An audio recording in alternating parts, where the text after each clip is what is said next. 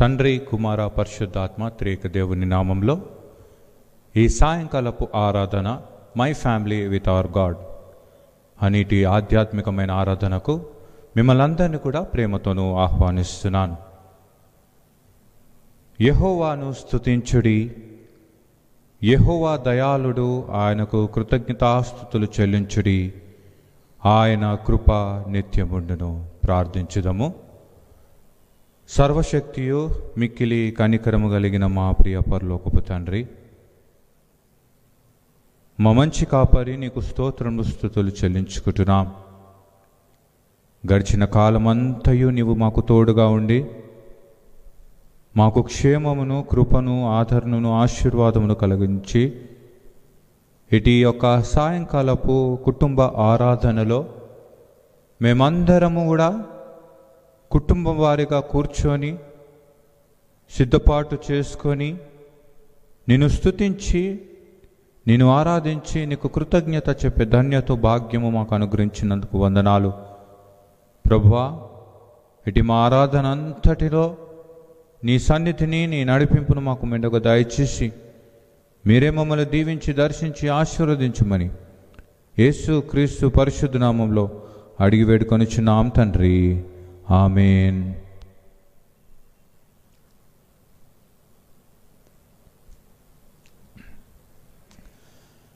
దేవునిని స్తుతించుదము, దేవుని ఆరాధించుదము. మరి దేవుని స్తుతించుటకు గాను నిత్య ప్రేమతో నన్ను ప్రేమించెను అనే పాట పాడుతూ దేవునిని స్తుతించుదము.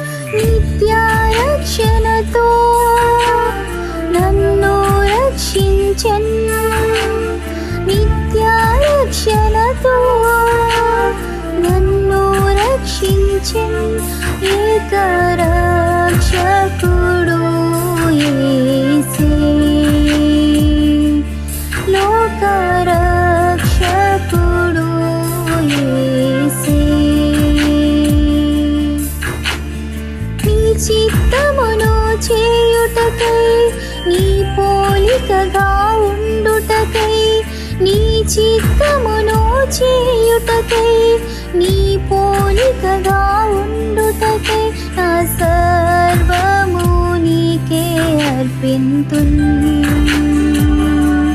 పూర్ణానందముతో నీకే అర్పింతును.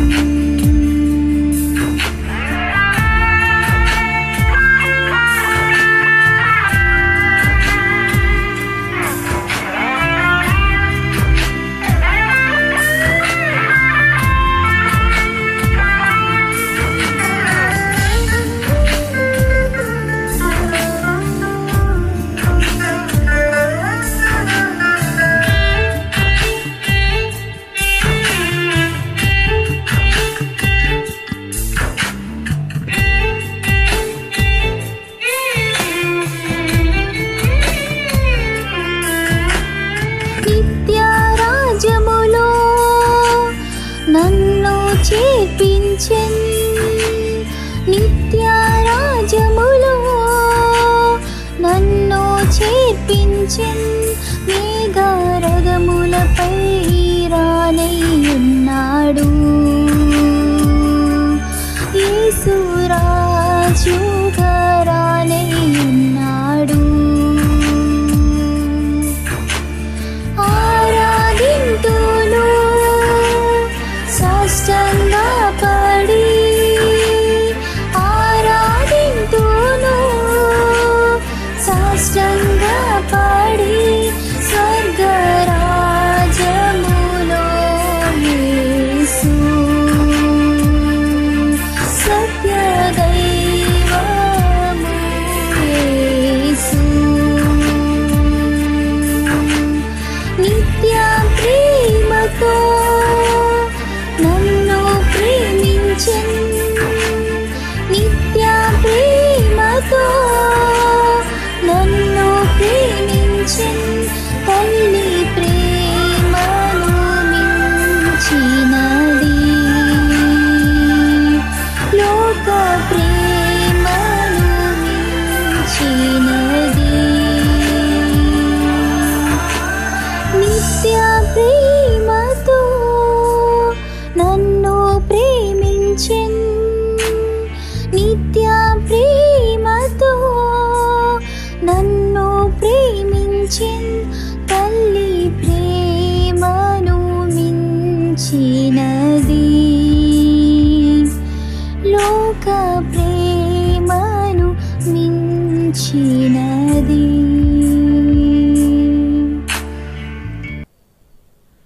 నేటి సాయంకాల ఆరాధనకు సిద్ధపరిచిన వాక్య భాగముగా పరిశుద్ధుడైన మార్కు రాసిన సువార్త 10వ అధ్యాయము 23వ వచనము నుండి 27వ వచనము మటుకు. మార్కు రాసిన సువార్త 10వ అధ్యాయము 23వ వచనము నుండి 27వ వచనము మటుకు 23వ వచన ప్రారంభం. అప్పుడు యేసు చుట్టూ చూసి, ఆస్తి గలవారు దేవుని రాజ్యములో ప్రవేశించుట ఎంతో దుర్లభమని తన శిష్యులతో చెప్పెను. ఆయన మాటలకు శిష్యులు విస్మయముందిరి. అందుకు యేసు తిరిగి వారితో ఇట్లనెను, పిల్లలారా, తమ ఆస్తి యందు నమ్మిక ఉంచువారు దేవుని రాజ్యములో ప్రవేశించుట ఎంతో దుర్లభము. ధనవంతుడు దేవుని రాజ్యములో ప్రవేశించుట కంటే ఒంటె సూది బెజ్జములో దూరుట సులభము.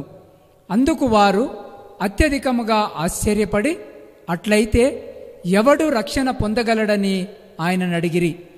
యేసు వారిని చూసి, ఇది మనుషులకు అసాధ్యమే గాని దేవునికి అసాధ్యము కాదు, దేవునికి సమస్తము సాధ్యమనెను. చదవబడిన వాక్యము దేవుడు మన వినికిడిని దీవించి మన హృదయంలో స్థిరపరిచి బలపరిచి కాపాడునుగాక. ఆమెన్. ప్రార్థించుదము. తండ్రి, కుమార, పరిశుద్ధాత్మదేవా, సర్వ సత్యములోనికి నడిపించే మా గొప్ప దేవా, నీకు వందనాలు, కృతజ్ఞతాస్తుతులు చెల్లించుకుంటున్నాం. ఈ సాయంకాల సమయమున నీ వాక్యమును మేము ధ్యానిస్తుండగా మా నోటి మాటలను మా అందరి యొక్క హృదయ ధ్యానములను నీ దృష్టికి అంగీకారం ఉండు కృపను ఆశీర్వదించమని యేసు క్రీస్తు పరిశుద్ధ నామంలో అడిగి వేడుకొనుచున్నాము తండ్రి. ఆమేన్. మొట్టమొదటిగా త్రియేక దేవుని నామానికి కృతజ్ఞతాస్తుతులు చెల్లించుకుంటూ ఇచ్చిన అవకాశం బట్టి దేవాది దేవునికి వందనాలు చెల్లించుకుంటున్నాను. అదేవిధంగా మరి మన స్థానిక సంఘ కాపరికిని, సంఘములో ఉన్న నాయకులకును, పెద్దలకును, విశ్వాసులకును, అదేవిధంగా ఆన్లైన్లో వీక్షిస్తున్న ప్రతి ఒక్కరికి కూడా నా ప్రత్యేకమైన వందనాలు తెలియపరుస్తున్నాను. ప్రియమైన దేవుని వారలారా, ఈరోజు ధ్యానించే అంశముగాను the eye of a needle మరి అంశముపై ధ్యానించే వారిగా మనం ఉంటున్నాం. ప్రియమైన వారలారా, మరి చదవబడిన వాక్య భాగంలో నుంచి సూది బెజ్జములో నుండి మరి ఈ యొక్క అంశము మీద మనము ధ్యానించే వారిగా ఉంటున్నాం. మరి చదవబడిన వాక్య భాగంలో మనం చూసినట్లయితే మార్కు సువార్త 10వ అధ్యాయము 17 నుండి 31వ వచనంలో మనం చూసినట్లయితే అక్కడ ఒక యవనస్తుడు, ధనికుడైన ఒక యవనస్తుడు యేసుక్రీస్తుతో సంభాషణ చేస్తూ నిత్య జీవము కొరకు ఏ విధంగా మేము ప్రయత్నము చేయాలి అనే ఆలోచన, ప్రశ్నను, సంభాషణను మనము చూస్తూ ఉంటాం. అక్కడ మరి 17వ వచనము నుండి 31వ వచనములో చూసినట్లయితే శిష్యత్వము గురించి, అదేవిధంగా మరి ధనవంతుడు ధనికము గురించి, ధనము ఏ విధంగా మరి వాడబడాలో అనేది మరి ఇక్కడ చూస్తాము. ప్రియమైన వారలారా, it is called to be a call to discipleship involves a cost of discipleship. Call to discipleship involves a cost of discipleship. శిష్యత్వపు ఒక పిలుపు మరికి ఎప్పుడైతే అందుతుందో దానికి కావాల్సిన విలువ చెల్లించాల్సిన అవసరం ఎంతగానో ఉంటుంది. కాబట్టి ప్రియమైన వారలారా, మన జీవితంలో పిలుపును అందుకుంటున్నాము, దేవుని యొక్క పిలుపును అందుకున్నాము అంటే కేవలము it's not called to be a part time job but to be a full time ministry. దేవుని యొక్క పరిచర్య మనము శాశ్వతంగా, పరిపూర్ణంగా, మరి పూర్ణ మనస్సుతోనూ, బలముతోనూ, శక్తితోనూ, వివేకముతోనూ దానిని చేయువారిగా మనం ఉండాలని దేవుని యొక్క వాక్యము మనకు జ్ఞాపకం చేస్తుంది. ఉదాహరణకి మనము చూసినట్లయితే మార్కు సువార్త 1వ అధ్యాయము 16 నుంచి 20వ వచనములో మనం గమనించినట్లయితే యేసుక్రీస్తు ప్రభుల వారు శిష్యులుగా పిలువక మునుపు వారి పిలుపును అందుకున్న మరి ప్రియులు మరి అక్కడ చూస్తూ ఉంటాం. మార్కు సువార్త 1వ అధ్యాయము 16-17వ వచనంలో 17వ వచనంలో మనం గమనించినట్లయితే యేసు, నా వెంబడి రండి, నేను మిమ్మును మనుషులను పట్టు జాలరునుగా చేసేదనని వారితో చెప్పాను. నేను మనుషులను పట్టను జాలరుగా చేస్తానని అక్కడ ఎవరితో చెప్తున్నాడు అంట? 16వ వచనంలో చూస్తే సీమోను సహోదరుడు ఆంద్రేయతో వారికి పిలుపును అందించినట్లు మనం చూస్తూ ఉంటాం. ప్రియమైన వారలారా, ఎప్పుడైతే వారు దేవుని నుండి వారు పిలుపును అందుకున్నారో 20వ వచనంలో మనం గమనించినట్లయితే మార్కు సువార్త 1వ అధ్యాయము 20వ వచనంలో చూసినట్లయితే వెంటనే ఆయన వారిని పిలువగా వారు తమ తండ్రి అయిన జెబెదయిని దోణిలో జీతగాండ్ర యొద్ద విడిచిపెట్టి ఆయనను వెంబడించిరి. ఏం చేసి ఉన్నారంట శిష్యులందరూ? అక్కడ వారిలో ఉన్న దోణలను వారి దగ్గరికి విడిచిపెట్టేసి ఆయనను వెంబడించినట్లు చూసు. ఒక ఆధారము, వారి జీవన ఉపాధిని అక్కడ వారిని విడిచిపెట్టి దేవునిని, యేసుక్రీస్తు ప్రభుల వారి యొక్క పిలుపును వెంబడించినట్లు వారి యొక్క మార్గములను, వారి యొక్క యేసుక్రీస్తు ప్రభుల యొక్క అడుగుజాడలను నడవడానికి సంసిద్ధముగా ఉండి వారి అన్ని అన్నిటినీ సమస్తము విడిచిపెట్టి అక్కడ ప్రభువుల వారిని వెంబడించినట్లు మనం చూస్తూ ఉంటాం. అదేవిధంగా మార్కు సువార్త 2వ అధ్యాయము 13-14 వచనములో చూసినట్లయితే, అక్కడ మార్కు సువార్త 2వ అధ్యాయము 13-14 వచనములో చూసినట్లయితే, ఆయన సముద్ర తీరమున మరలా నడిచిపోవచ్చుండెను. జనులందరూ ఆయన యొద్దకు రాగా ఆయన వారికి బోధించెను. ఆయన మార్గమున వెళ్ళుచు సుంకపు మెట్టునొద్ద కూర్చున్న అల్పయి కుమారుడగు లేవీని చూచి నన్ను వెంబడించుమని అతనితో చెప్పగా అతడు లేచి ఆయనను వెంబడించెను. అతడు లేచి అతనుకున్న ఆధారమును విడిచి యేసుక్రీస్తు మార్గమున వెళ్ళడానికి ఇష్టపడినట్లు చూస్తాం. A tax collector leaving his tax table.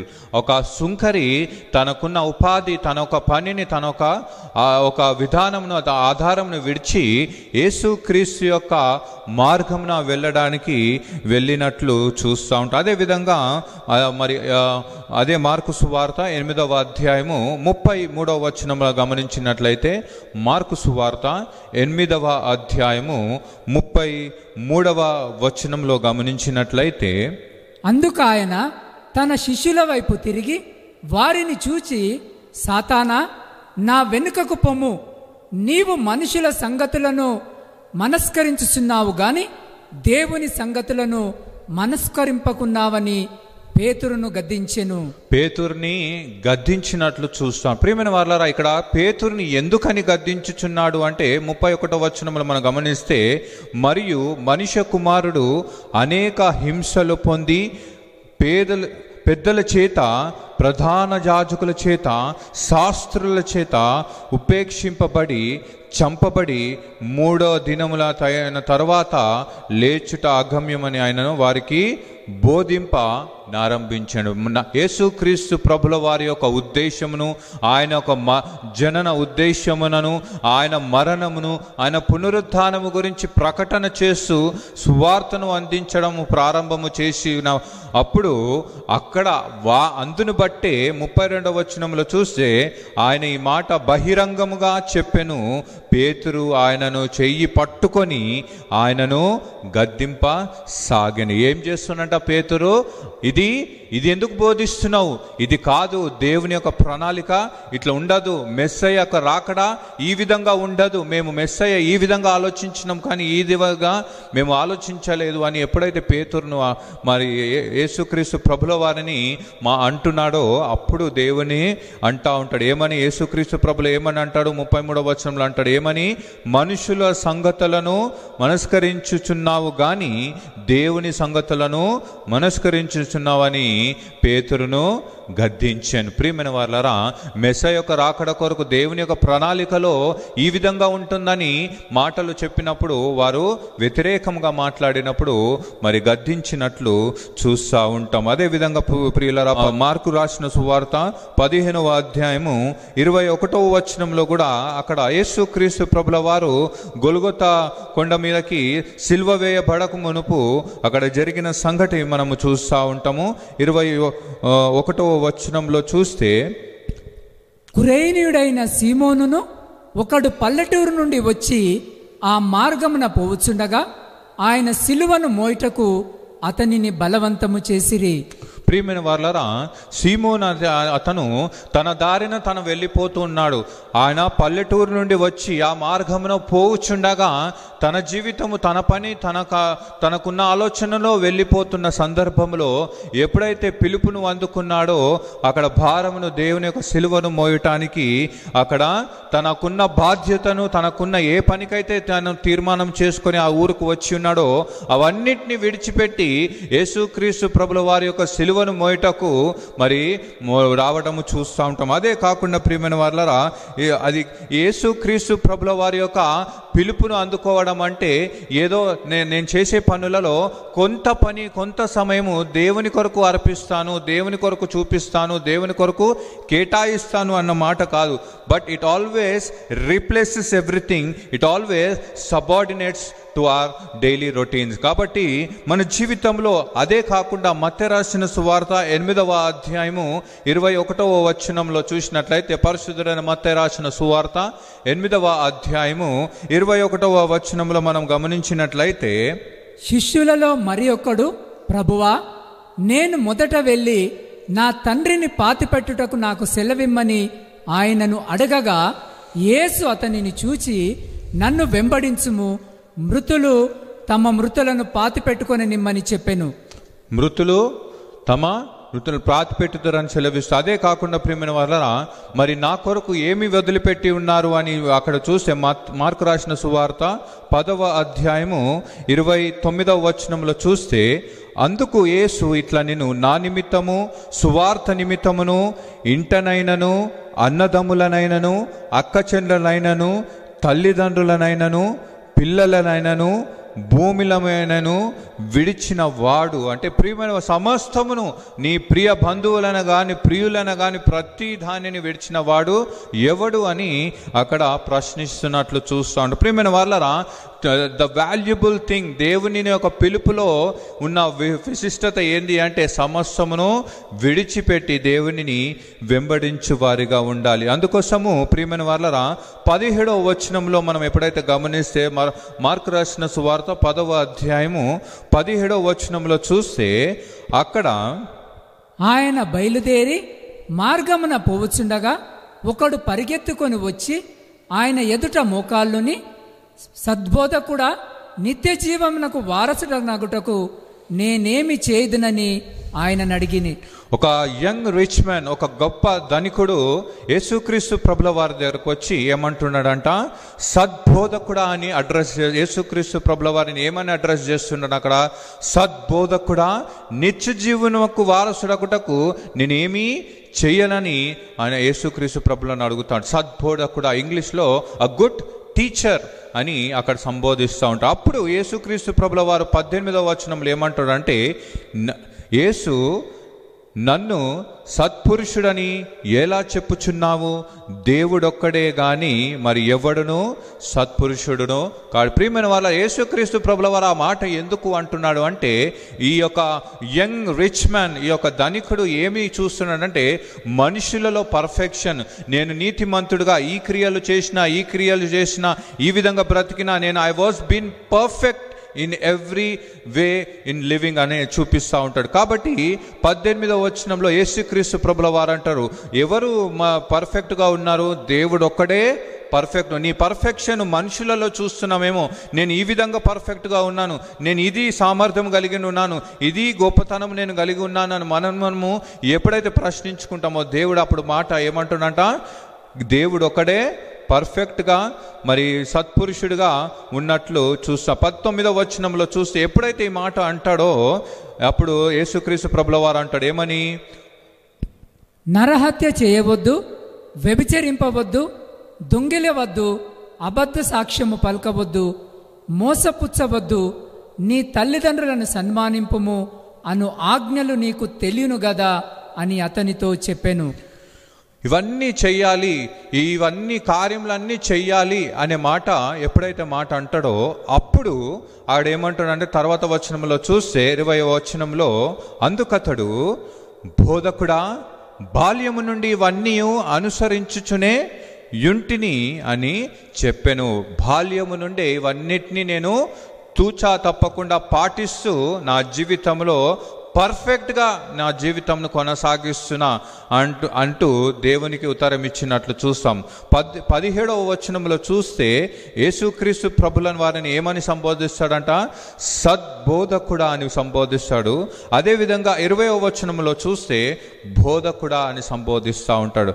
ఎప్పుడైతే స్వనీతిని గురించి దేవుడు హెచ్చరించి, ఇదిగో ఇవి చెయ్యాలి, ఇది చెయ్యాలి అని ఆజ్ఞ ఇచ్చి మాటగా చూస్తూ ఉంటామో అప్పుడు ఈ యొక్క మాట తీరు అనేది మారినట్లు చూస్తా. అదే 21వ వచనంలో చూస్తే, యేసు అతనిని చూచి అతనిని ప్రేమించి, నీకు ఒక్కటి కొదువగా ఉన్నది, నీవు వెళ్ళి నీకు కలిగి ఉన్నవన్నీ అమ్మి బీదలకు ఇమ్ము, పరలోకమందు నీకు ధనము కలుగును, నీవు వచ్చి నన్ను వెంబడించుమని చెప్పెను, నీకు ఒకటి కొదువగా ఉన్నది. ప్రియమైన వాళ్ళారా, మన జీవితంలో అనుదినము మనం ప్రార్థన చేయవారిగా ఉంటాము, బైబిల్ చదువువారిగా ఉంటాము, నిందారహితంగా ఉండడానికి ప్రయాసము పడేవారిగా ఉంటాము, దేవుని మాటలు మాట్లాడేవారిగా ఉంటాము, బోధించు వారిగా ఉంటాము, ప్రయాసము చేసేవారిగా ఉంటాము, ఉపవాస ప్రార్థనలు చేయవారిగా ఉంటాము, కన్నీటి ప్రార్థనలు చేయవారిగా ఉంటాయి. ఇవన్నీ సమస్తము మనం ప్రతిదినము, ప్రతిరోజు, ప్రతిక్షణం ఏదో విధంగా దేవునిని సంతోషపెట్టు వారిగా మనం ప్రయత్నం చేసేవారిగా ఉంటాము. కానీ ఎప్పుడైతే యేసుక్రీస్తు ప్రభుల వారి దగ్గరకు వచ్చి దేవుడు ఈ మాట, నీవన్నీ చేసినావు కానీ నీలో ఒకటి కొదువుగా ఉన్నదనే మాట ఎప్పుడైతే మనం వింటామో మనకేమనిపిస్తుంది? అయ్యో అని అనిపిస్తుంది కదా. అంటే దేవుడు ఇవన్నీ చేస్తున్నావు, నువ్వన్నీ చేసినావు, యు ఆర్ పర్ఫెక్ట్గా నువ్వు నీ జీవితాన్ని కొనసాగిస్తున్నావు, కానీ నీకు ఒకటి కొదువ ఉన్నది. కానీ ఇక్కడ ఏమంటున్నాడు, ఈ ధనికుడిని ఏమంటున్నాడు యేసుక్రీస్తు ప్రభువు, నీవు వెళ్ళి నీకు కలిగి ఉన్నవన్నీ అమ్మి బీదలకిమ్ము, నీవన్నీ బీదలకిమ్ము, నువ్వు అన్ని పడేసే అని యేసుక్రీస్తు అక్కడ చెప్పలేదు. కానీ ప్రభుల వారు ఏమంటున్నారు అంటే, నీకు ఉన్నయ సమస్తము అన్నీ బీదలకిమ్ము. That was a complete perfect responsibility to take care of your neighbours. నీ యొక్క సహోదరుని, నిన్ను వల్ల నీ పొరుగు వారికి సమస్తము అందించు, నీ కలిగి ఉన్న అన్ని సమస్తము వారికి నీ దీవించు, వారిని నీలో వారు క్రీస్తుని చూసే మనసుని కలిగించుకో, అటువంటి గుణలక్షణము పొందుకో, నువ్వు అమ్మేసి నన్ను వెంబడించు. నిత్య జీవము క్రీస్తులోనే ఉన్నది, ఆయనను వెంబడించటంలోనే ఉన్నది. కానీ ఇక్కడ ధనికుడు ఏ విధంగా చూస్తాడు అంటే, ఆయన మతాచారముగా వెంబడించు కార్యములలోనే చూసి, it was a ritual practice. ఏది చేసినప్పటికీ కూడా ఆయన చేసే పద్ధతులు కూడా, ఆయన వెంబడించే వాటి కూడా, ఆయన బోధించే విషయంలో కూడా, ఆయనని ఏ కార్యము చేసినప్పుడు కూడా it was like to be a ritual practice లాగానే ఉన్నది. కానీ not completely, it's not to be affectional or personal relationship with God. అందుకోసం యేసుక్రీస్తు ప్రభుల వారిని వెంబడించే వారిగా ఉంటే ఈ రిచువల్ ప్రాక్టీసెస్ అన్నిటినీ తిరస్కరించా. ఎప్పుడైతే దేవుడు ఈ మాట అన్నాడో, నన్ను ఇవన్నిటినీ వదిలేసి నన్ను వెంబడించు అన్నప్పుడు 22వ వచనంలో చూస్తే, అప్పుడు అతడు మిగులా ఆస్తి గలవాడు గనుక ఆ మాటకు ముఖము చిన్నబుచ్చుకొని దుఃఖపడుచు వెళ్ళిపోయాను. ప్రియమైన వాళ్ళరా, ఇక్కడ మనం చూసినట్లయితే ఆయన దేవుని కన్నా ధనమును ఎక్కువగా ప్రేమించినట్లు చూస్తూ ఉంటాం. కొన్ని సందర్భంలో మన జీవితంలో కూడా దేవుని కన్నా అధికముగా కొన్ని ప్రేమించే వారిగా. అందుకోసము 29వ వచనంలో చూస్తే, అక్కడ మార్కు సువార్త 10వ అధ్యాయము 29వ వచనంలో గమనించినట్లయితే యేసుక్రీస్తు ప్రభుల వారు ఈ విధంగా మాట్లాడుతున్నారు.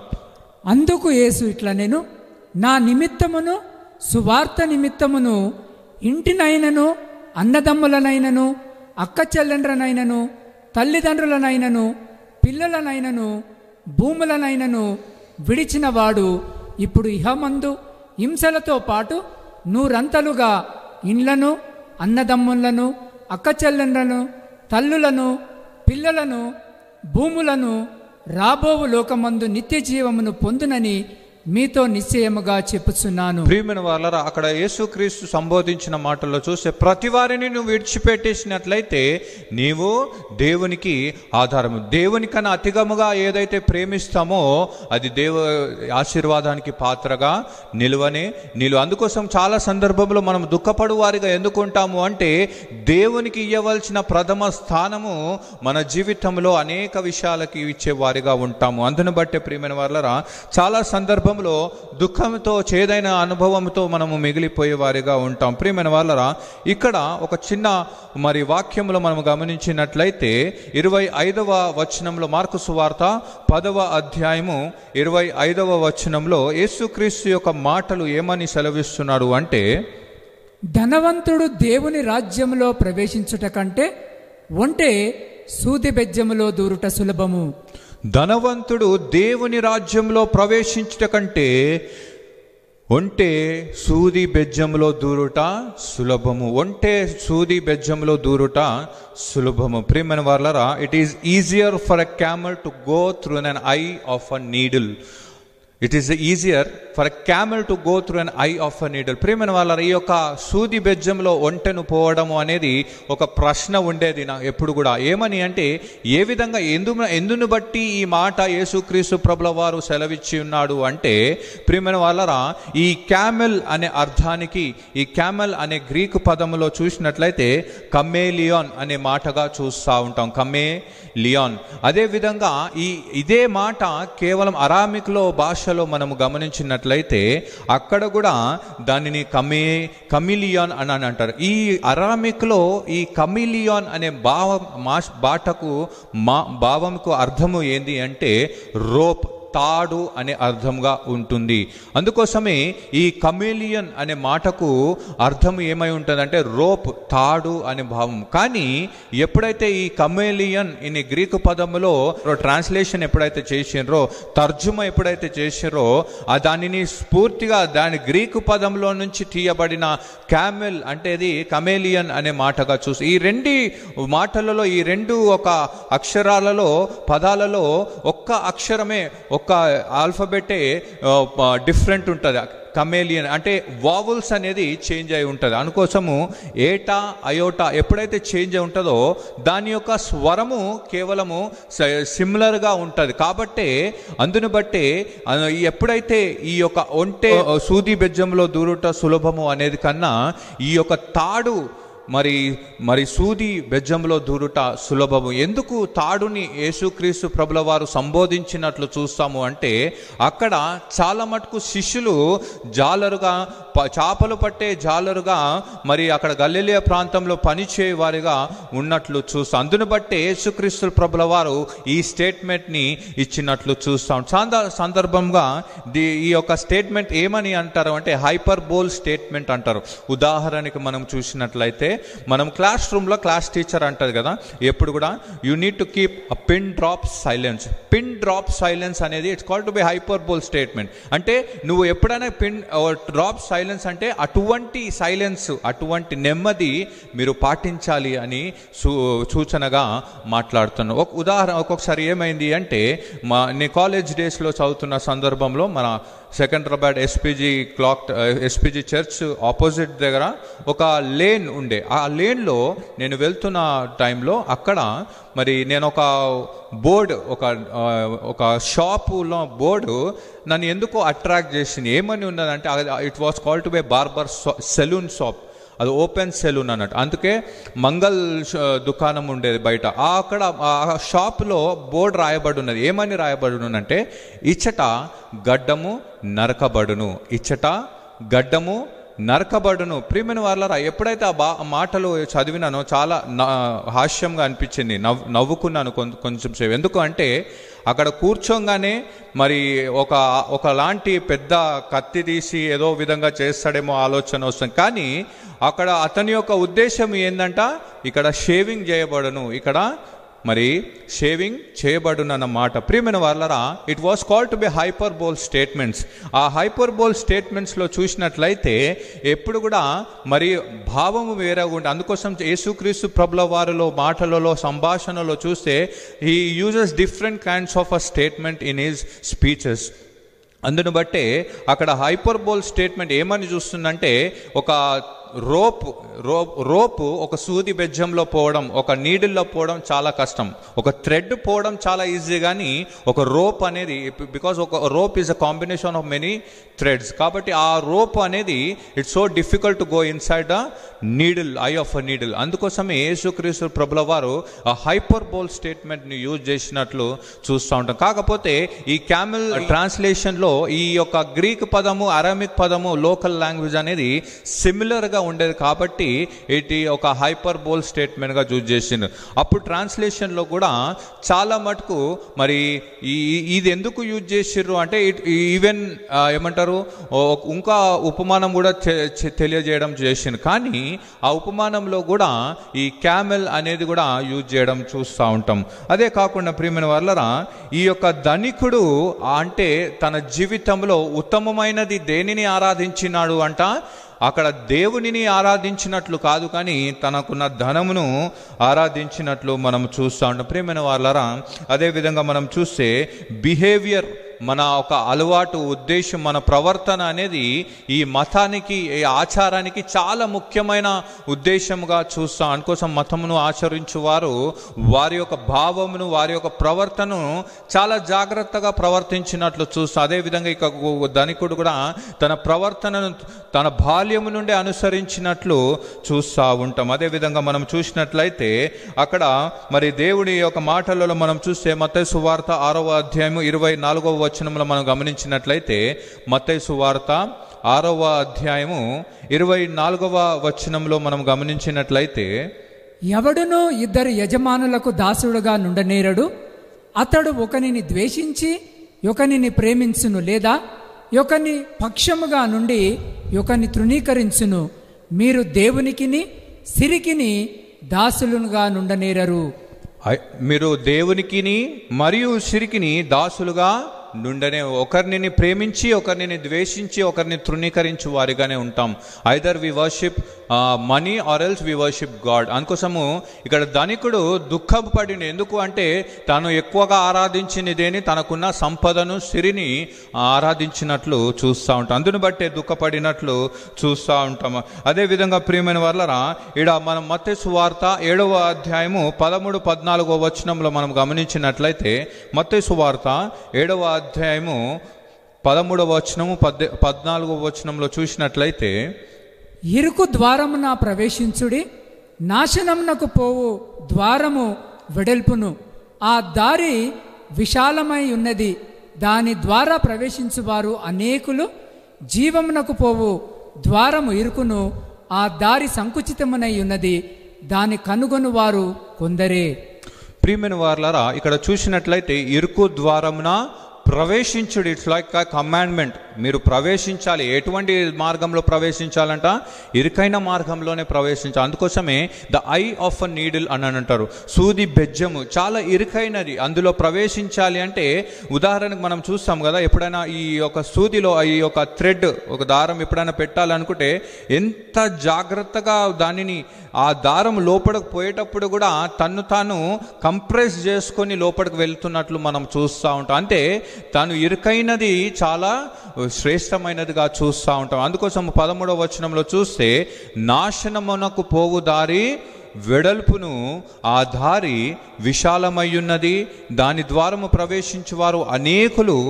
జీవమునకు పోవు ద్వారము ఇరుకును, ఆ దారి సుంకచితమునై ఉన్నది, దాని కొనుగొను వారు కొందరే ఉంటారు. ప్రియమైన వాళ్ళ, అందును బట్టే ధనికుని యొక్క జీవితంలో చూసే కొందరే పోతారు. యేసుక్రీస్తు ప్రభుల వారు అతనిని చూచి అతనిని ప్రేమించి ఉన్నాడు. ఎందుకు అంటే ఇటువంటి వారు వారి ప్రవేశింపలేరా అనే ఆలోచన. ఎందుకు అంటే ఇక్కడ 28వ వచనం, మార్కు సువార్త 10వ అధ్యాయము, మరి అక్కడ చూసినట్లయితే పేతురు కూడా ఆ మాట అంటాడు. ఏమని అంటాడు 28వ వచనంలో? పేతురు, ఇదిగో మేము సమస్తమును విడిచిపెట్టి నిన్ను వెంబడించితిమని ఆయనతో చెప్పసాగాను. పేతురు ఏమంటాడు? నేను కూడా అయ్యా, మేము అన్ని విడిచిపెట్టినాము.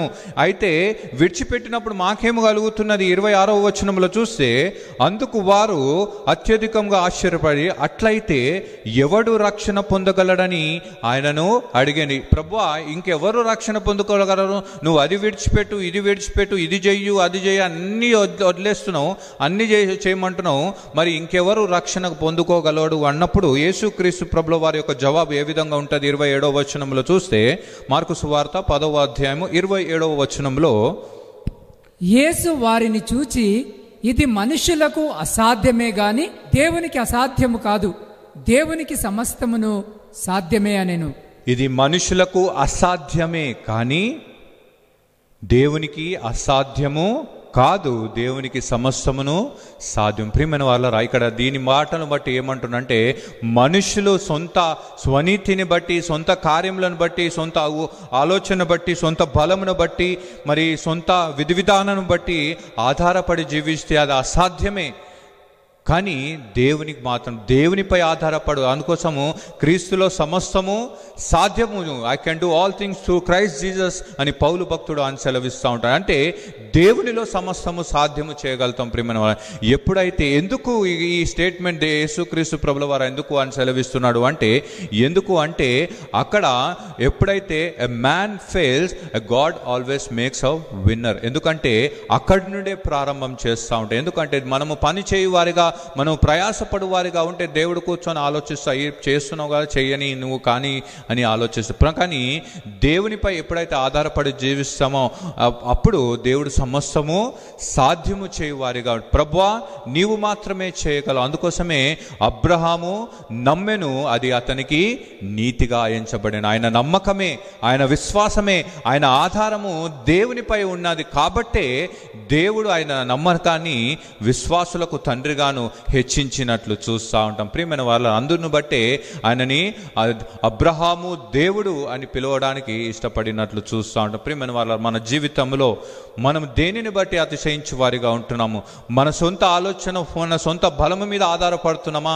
మన సిరిపై ఆధారపడి జీవిస్తున్నామా? ఆరాధించే వారిగా ఉంటున్నామా? లేదు దేవుని మాత్రమే ఆరాధించే వారిగా ఉంటామో? ఈ రోజు మన దేవుడు మనల్ని పిలిచినప్పుడు మనం అన్ని విడిచిపెట్టి, ప్రభువా ఇదిగో నీ కొరకు సిద్ధపడి, సమూయేలు ఏ రీతిగా అయితే ప్రభువా నేను సిద్ధముగా ఉన్నాను, ఇదిగో నేను ఉన్నాను అనే వాడిగా సంసిద్ధునిగా తన్ను తాను సమర్పించుకున్నాడు, అదేవిధంగా మనం కూడా సమర్పించుకొని దేవుని పిలుపుకు లోబడి ఇక మూదట ముందుకు సాగే కృప, సమాధానం పరిశుద్ధాత్మ దేవుడు మనకును మన కుటుంబానికి దీవించి కాపాడును గాక. ఆమేన్. దేవునిని స్తుతించుటకు మన కీర్తన పుస్తకంలో నుండి 710వ కీర్తన, దేవా నా దేవా అనే పాట పాడుతూ దేవునిని స్తుతించుదము.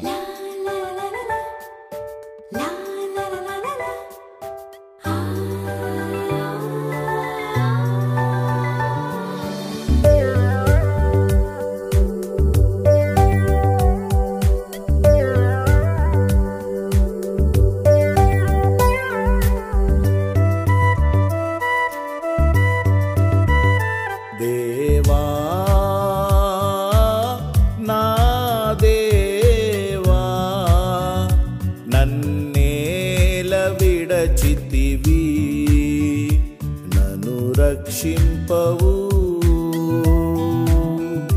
నా మొరను వినవేలా, దేవా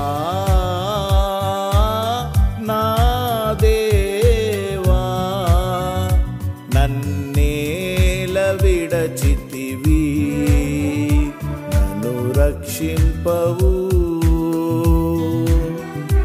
నా మొరను వినవేలా, దేవా.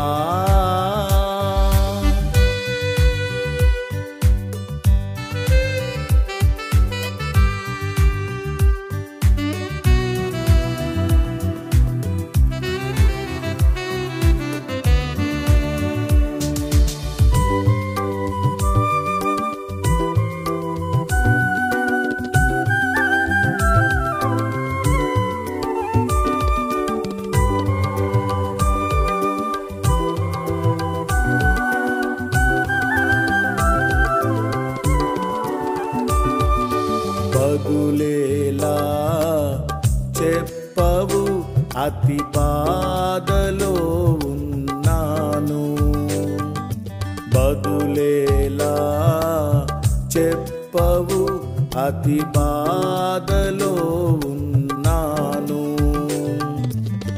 మానవుడనే కాదు దేవా, మానవుడనే కాదు దేవా, దేవా నా దేవా, మంటి పురుగును దేవా, దేవా నా దేవా నన్నేల విడచితివి, నన్ను రక్షింపవు నా మొరను వినవేలా, దేవా.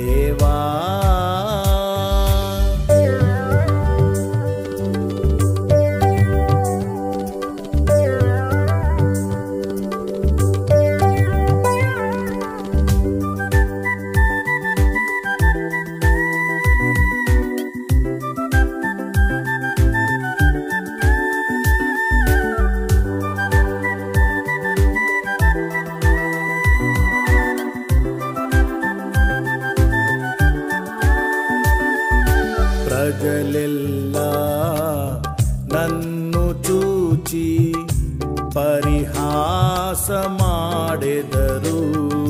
ప్రజలెల్లా నన్ను చూచి పరిహాసమాడెదరు.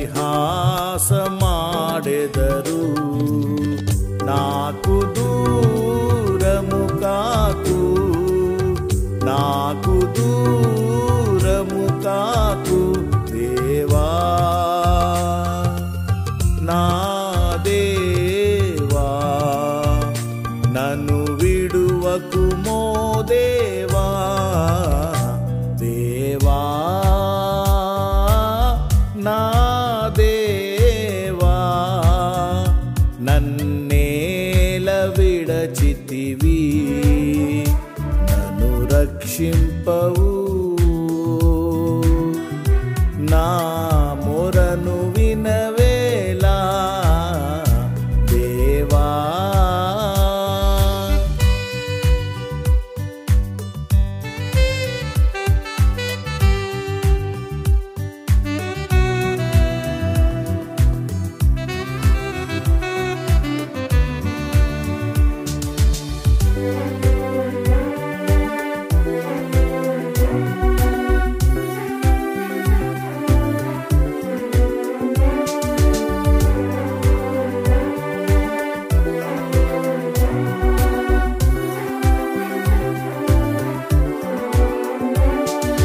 బాషాను వృషభము బలమైన సింహాలు.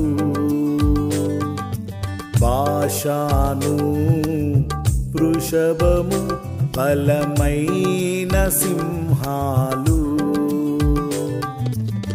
వన్యమృగములు నన్ను వెంటాడే, వన్యమృగములు నన్ను వెంటాడే దేవా, నా దేవా. నన్ను విడువకుమో దేవా, దేవా నా దేవా. నన్నేల విడచితివి, నన్ను రక్షింపవు. నా మొరను వినవేలా దేవా. ప్రియమైన దేవుని సంగమా, మరి ఇటు యొక్క ఆరాధనను మనం ప్రార్థనతోనూ ముగించుకుందాం. ప్రార్థించుదాము. అందరూ తలలు వంచి కళ్ళు మూసుకొని ఈ ప్రార్థనలో ఏకీభవించాల్సిందిగా మనవి చేస్తున్నాం. సర్వశక్తిమంతుడా, సదా జీవించు మా గొప్ప దేవా, నీకు వందనాలు, కృతజ్ఞతాస్తుతులు చెల్లించుకుంటున్నాం. ప్రభువా, ఇటు నీ వాక్యము ద్వారా నీవు మాతో మాట్లాడి మమ్మల్ని దర్శించి మమ్మల్ని దీవించిన విధానానికి నీకు వందనాలు. అవును ప్రభువా, నీ పిలుపుకు కావాల్సిన విలువను మేము అందించే వారిగా ఉండు కృపను దయచేయండి. ఆనాడు గొప్ప గొప్ప సేవకులు, విశ్వాసులు, నాయకులు, రాజులు, గొప్ప గొప్ప వాళ్ళందరూ కూడా ప్రభు వారి వారి జీవితంలో విలువైనది, శ్రేష్టమైనది, ఉత్తమమైనది నీకు సమర్పించి వారి విడిచిపెట్టి ఇది నీ వాక్యముపై, నీ పిలుపుపై ఆధారపడి ఆధారముగా జీవించి ముందుకు సాగినట్లు మేము చూస్తున్నాము, విన్నాము.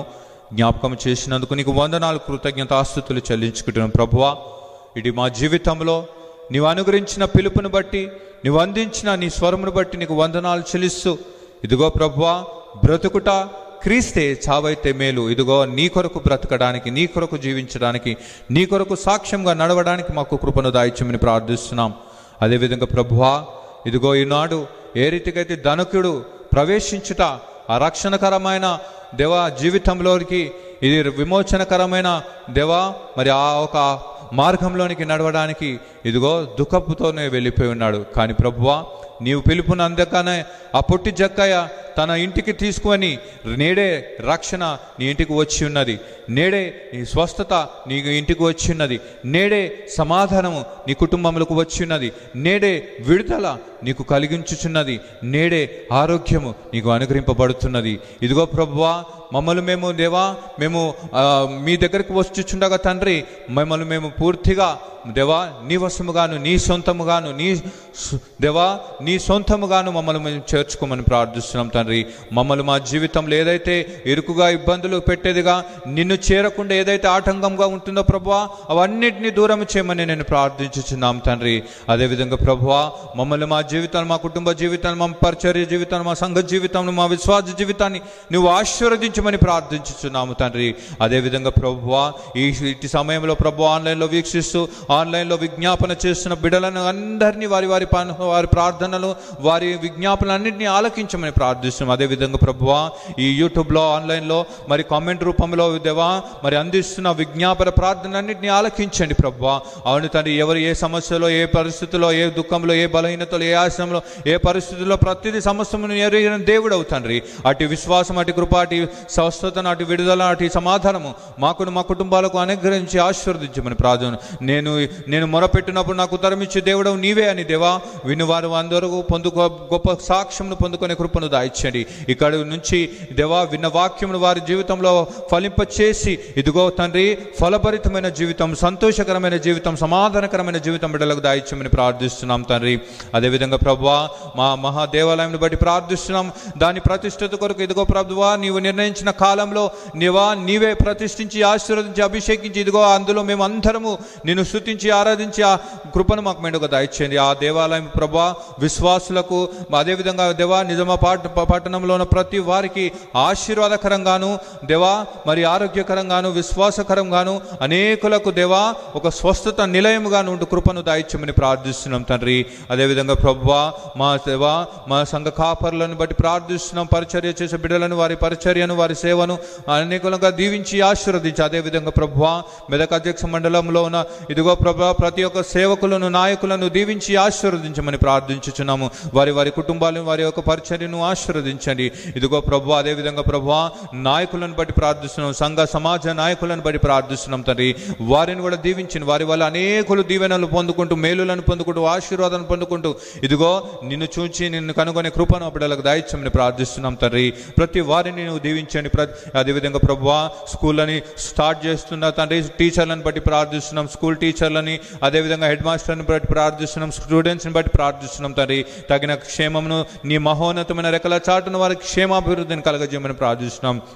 ఏ తెగులో బలహీనత ఆయుసం ఎదుర్కొన్నాం వారి దరిదాపులకు రాకుండా నీవే తోడుగుండి నడిపించమని ప్రార్థిస్తున్నాం తండ్రి. అదేవిధంగా ప్రభువా ఎక్కడైతే అల్లర్లు ఉన్నాయో, ఎక్కడైతే గొడవలు జరుగుతున్నాయో తండ్రి, ఎక్కడైతే దేవా మనిషికి ద్వేషాన్ని పెరుగుతున్న ప్రభువా అక్కడ సమాధానాన్ని ప్రకటించమని ప్రార్థిస్తున్నాం తండ్రి. సమాధానకర్తలుగా మేము జీవించడానికి మాకు కూడా సహాయం దయచేసి మేము ఎక్కడికి వెళ్ళినా సమాధానపరచు వారిగా మాకు కృపను దాయిచ్చమని ప్రార్థిస్తున్నాం తండ్రి. ధన్యకరమైన జీవితమును ధన్యులుగా మేము జీవించడానికి మాకు సహాయం దయచేయి.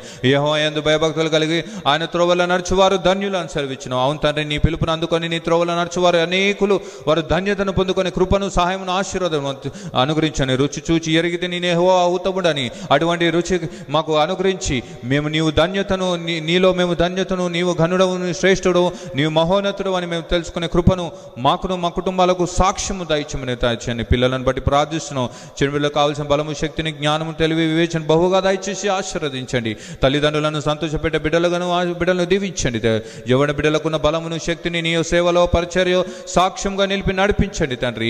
ఇహలోక సంబంధమైన మాన్యులకు, అలవాట్లకు లోగుడ కాకుండా తండ్రి నీవే వారిని నీ హస్తంలో చెక్కుకున్నావు కాబట్టి నీవే వారిని రక్షించి నీ రక్షణ ఆనందం బిడ్డలకు దయచేయమని ప్రార్థిస్తున్నాం తండ్రి.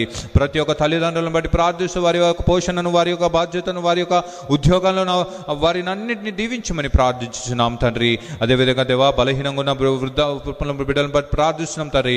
దేవా వారి యొక్క ఎముకలలో సొత్తును దయచేసి ఆరోగ్య బలం చేత వారు తృప్తిపరచండి తండ్రి. ప్రతి ఒక్క అనారోగ్య పరిస్థితులను జ్ఞాపకం చేసుకొని స్వస్థపరచండి తండ్రి. ఇదిగో తండ్రి హాస్పిటల్లో ఉన్న ప్రతి బిడ్డలను స్వస్థపరచండి.